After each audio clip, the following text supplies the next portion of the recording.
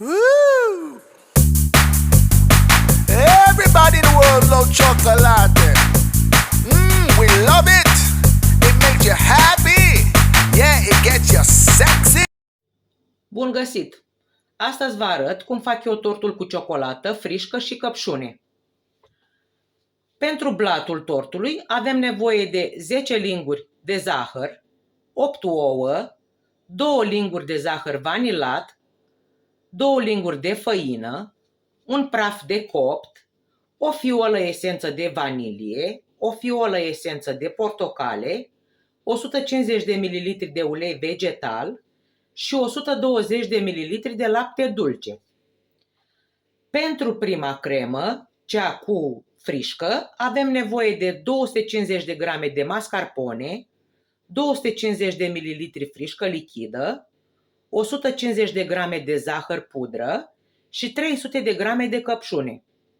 Pentru cea de-a doua cremă, cea cu ciocolată, avem nevoie de 250 de ml de frișcă lichidă, 300 de grame de ciocolată amăruie și o fiolă esență de rom. Am separat albușurile de gălbenușuri, pe care le voi bate cu un praf de sare și cu zahărul.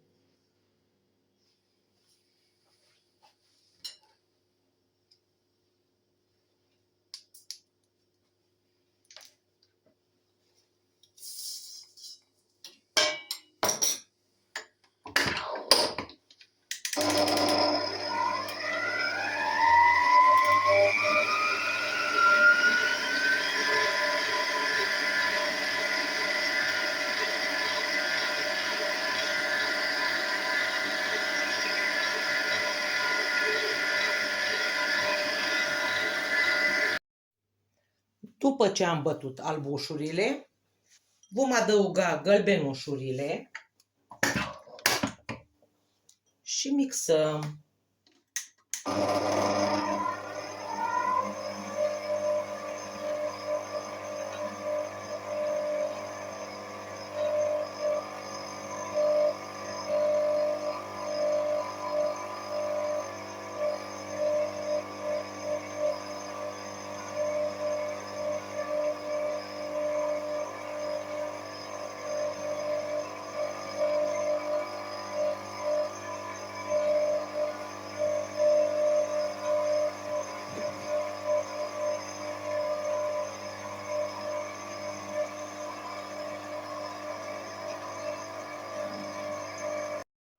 Când gălbenușurile s-au încorporat, adăugăm uleiul.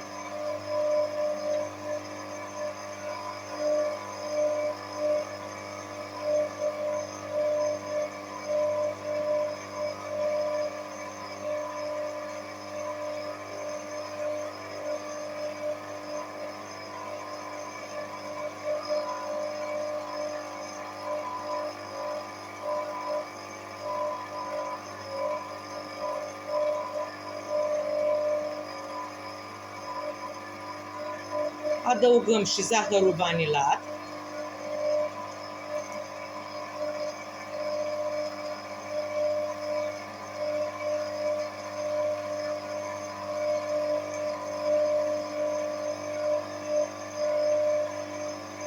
Și esențele.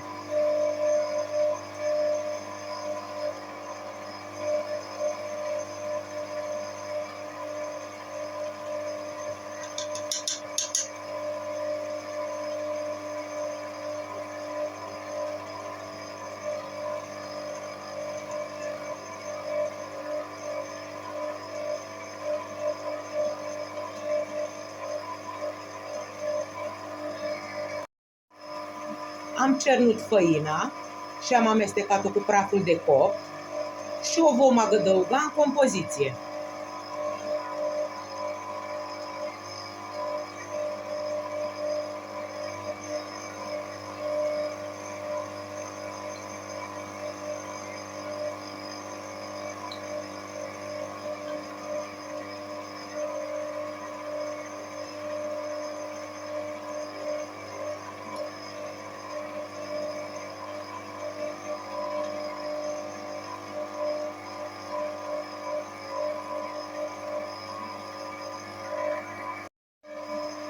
Vom pune laptele și mai mixăm preț de câteva minute.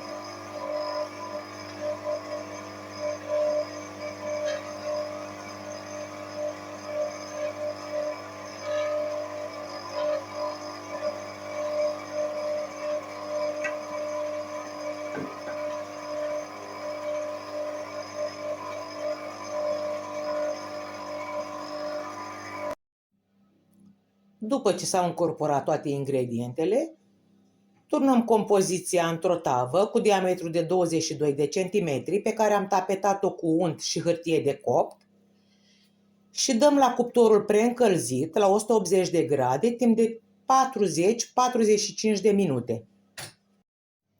Când frișca a ajuns la această consistență, adăugăm zahărul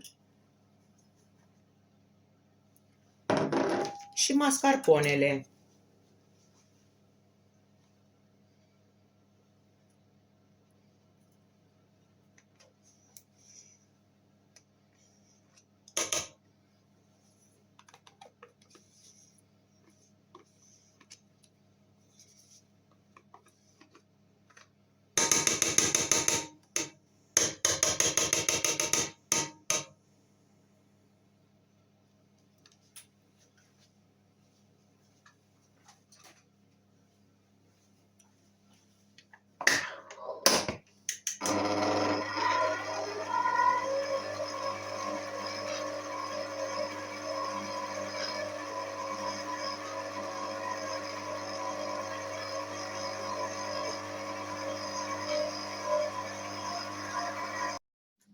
Am terminat prima cremă, pe care o vom da la rece și ne vom ocupa de cea de-a doua cremă, cea cu ciocolată. Am pus frișca lichidă la înfierbântat. După ce s-a înfierbântat, stingem focul și adăugăm ciocolata.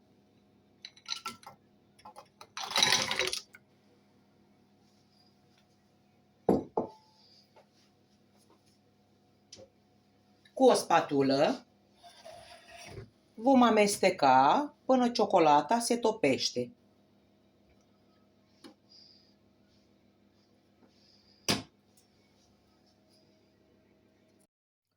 După ce s-a topit ciocolata, o vom da la rece.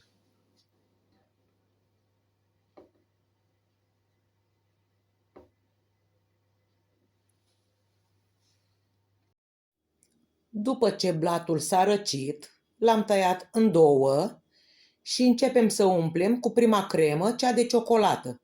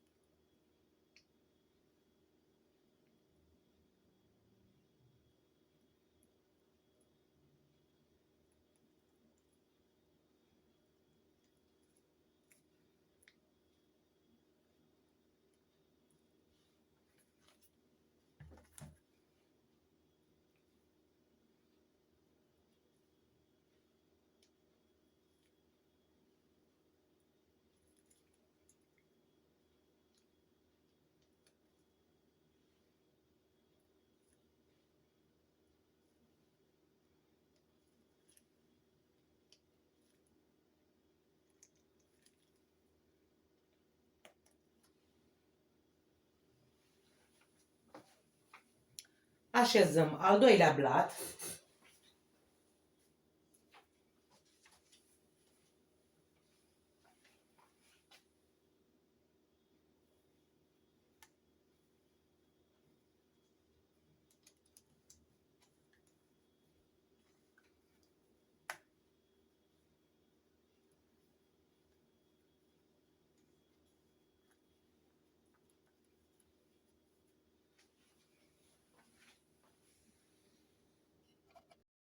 Am distribuit căpșunile uniform și punem cea de-a doua cremă, cea cu mascarpone și frișcă.